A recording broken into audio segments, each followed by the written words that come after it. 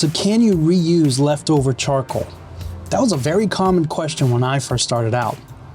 Long story short, absolutely. You can reuse old charcoal with a couple of caveats.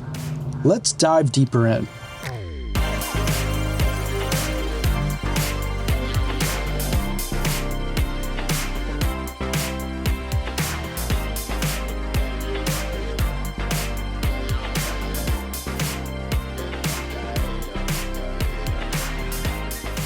All right, so you just got done barbecuing and you have a ton of leftover charcoal. So what do? You toss it out? No, don't toss it out. There's a lot of myths out there where people believe that the old charcoal is gonna give your food a certain taste, or like a cigarette ash taste, which I've never experienced. I think that's a complete myth. Now, of course, it does limit your charcoal efficiency because they have been used, right? So they're not gonna last as long, and they may or may not burn as hot, but we're gonna check that out later. I'm gonna do a test with some old charcoal, handful of pieces, versus new charcoal, and we're actually gonna see how hot things actually get. What I personally do is, if I have leftover charcoal, I'll leave them where they're at the bottom, right? On the grates, inside the charcoal baskets, whatever. And depending on what I'm cooking, I may or may not grab a chimney and add some more charcoal. Sometimes the old charcoal, there's enough of it where I can accomplish what I'm trying to accomplish, like sear a steak if I'm doing sous vide, or even cook an entire steak. You'll be surprised just how much energy is left over in old charcoal, reused charcoal. But other times, if I'm doing a longer cook, I might fill up a full chimney, or half of a chimney, or a quarter of a chimney. You guys get the picture. And then I'll dump all that new charcoal on top of the old charcoal, give it another 10-15 minutes or so, and let that charcoal ignite the old stuff, and I'm roaring. And sometimes the temperatures are so hot, I mean way too hot, where I gotta really dial things back and close up the vents a bit. So old charcoal or reused charcoal still has a lot of energy. So save your money. You don't need to waste as much charcoal as you think you need to.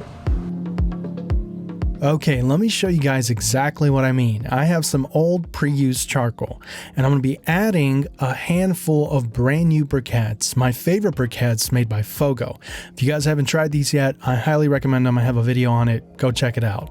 So why am I adding brand new briquettes? Well, for this particular situation, I can just tell that the old charcoal won't be quite enough.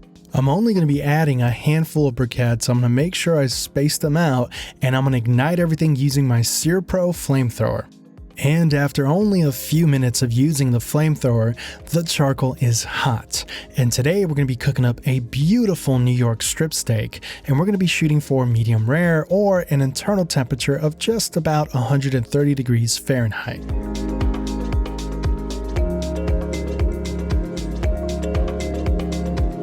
The key to getting hot charcoal is first making sure that they're properly lit.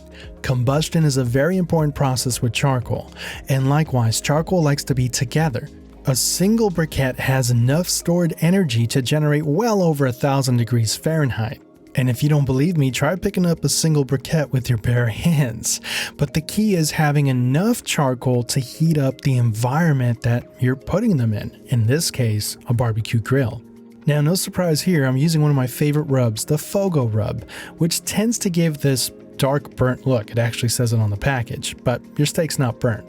And likewise, I'm using one of my favorite wireless thermometers, Combustion Inc.'s Predictive Thermometer, which has multiple sensors, so I want to make sure I reach perfection.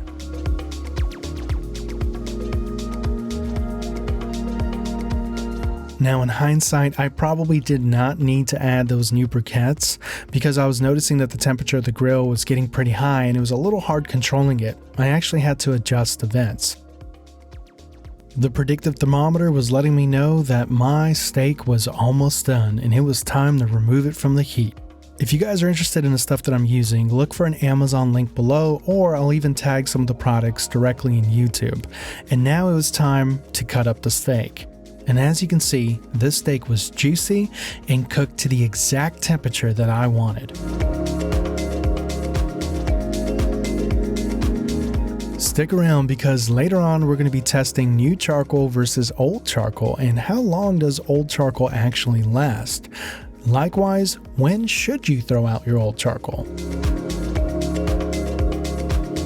Actually, I recently did a rotisserie chicken using Combustion Inc.'s predictive thermometer, and that was a mixture of old charcoal and new charcoal, and it was hot, and it lasted for well over an hour and a half, and the chicken came out perfect, the skin was crispy, all that good stuff. So yeah, I tend to reuse charcoal. Now, of course, there's definitely some caveats or some rules that I personally follow. If the old charcoal that I'm going to be reusing is more than, let's say, 2 weeks old, I don't know. There might be too much moisture, the charcoal may have been exposed to the elements or so forth. I'll toss it out, especially if it's just, a little bit of charcoal. Now, another thing to consider is the weather, the elements. I live in California. Most of the time it's sunny, it's nice weather. But if you live in a very humid, very moist or harsher elements, crazy winters, a lot of snow, things like that, where there's a lot of moisture and you just left it in your grill, well, chances are the charcoal's not going to be very good. It's probably going to be soaked and it's probably going to have a lot of water content. Now, on the other hand, if you take care of your charcoal, and I know there's a lot of friends of mine that will have a charcoal bucket that's weatherproofed and all that stuff, and they'll dump their old or reused charcoal into the bucket, and it actually does a fantastic job. That charcoal's completely safe from the elements, and it usually lasts them for a month or even more. You can do that as well. And then there's the folks that truly believe in only using brand new charcoal, and they will literally dump an entire bag of charcoal in the grill, barely use it, and toss it all out. I don't necessarily agree with that. I think that's a lot of wasted money, but of course, do whatever you feel is necessary. There's a lot of people out there that have their methods or their rhythms and they swear by it. But this video is about, can you reuse old charcoal? And the answer is yes, with some caveats. So one more thing that I did want to do is, let's run a quick experiment. Let's check out some old charcoal that we're going to reuse, and they're about a week old, and we're going to be using FOGO briquettes, coconut shell briquettes, which are fantastic. And we'll grab a handful, try to control the experiment, and then we'll grab some new charcoal, and we'll see how much longer does the new charcoal last compared to the reused charcoal, and if there's actually a temperature difference. We're going to start off with old charcoal. You should always visually inspect your old charcoal and look for signs of moisture, whether that's weather, rain, water, grease, whatever. And likewise, the charcoal should still remain solid and shouldn't easily crumble in your hands or when you shake the basket. If it does, it likely doesn't have very much energy left for you. Now remember, this is pre-used charcoal, so it's not going to have the same efficiencies. I went ahead and selected 4.5 pieces, which I think should equate to 4 brand new briquettes, and then I used my flamethrower to start them up again. But you don't have to use a flamethrower. You can use a chimney starter, FOGO's Blaze-A-Ball, or even just a lighter cube. Just give them enough time to fully light.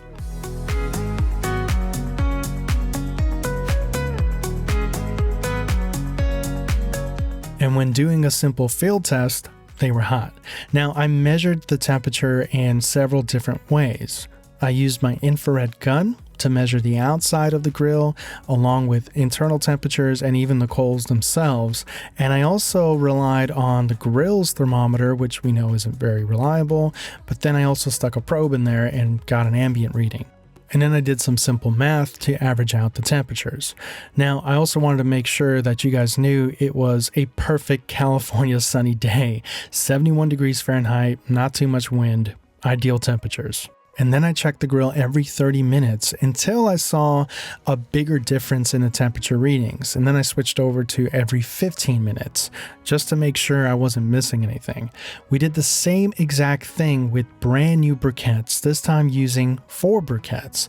I lit them again using the flamethrower, gave them enough time to fully ignite, and checked them the exact same way I did with the used coal. I repeated the test 3 times, and the results were pretty interesting but consistent. The old charcoal had a maximum temperature of 155 degrees with those 4.5 briquettes. The coal was registering well above 1,000 degrees. After about 30 minutes or so, we saw a decrease about 5 degrees Fahrenheit and it hit about 150 degrees. It took the old charcoal an hour and 15 minutes to be completely done and turn into ash. And then we tested out the new charcoal, those 4 pieces. They started off with a temperature of 155 degrees Fahrenheit, but then they actually increased to 160 degrees Fahrenheit. And then they slowly decreased. The new charcoal lasted for an hour and a half, and that's pretty impressive to only have a 15-minute difference, but it makes a lot of sense because the new charcoal has more stored energy.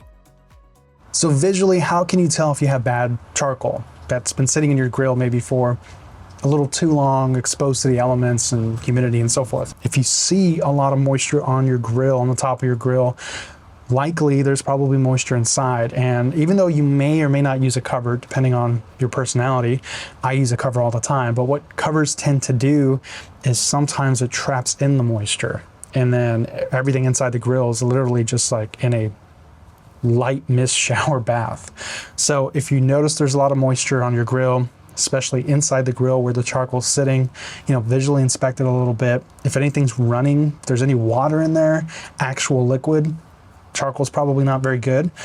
You can kind of overcome all these, issues. Buy yourself a charcoal container, a sealed charcoal container that's weatherproof.